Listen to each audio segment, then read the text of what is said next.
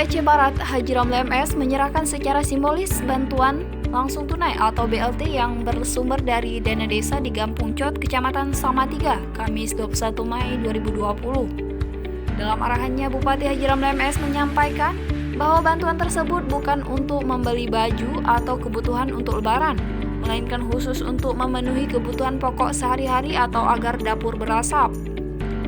Bupati berharap masyarakat dapat memaklumi dan berhemat dalam penggunaannya, karena tidak ada yang tahu kapan COVID akan berakhir.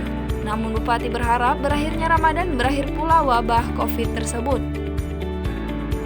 Dikatakannya penerima BLT memang tidak menyeluruh, melainkan diserahkan kepada masyarakat yang terdampak COVID dan sudah didata oleh Keci, serta bukan penerima bantuan lain seperti PKH dan Baitul Mal.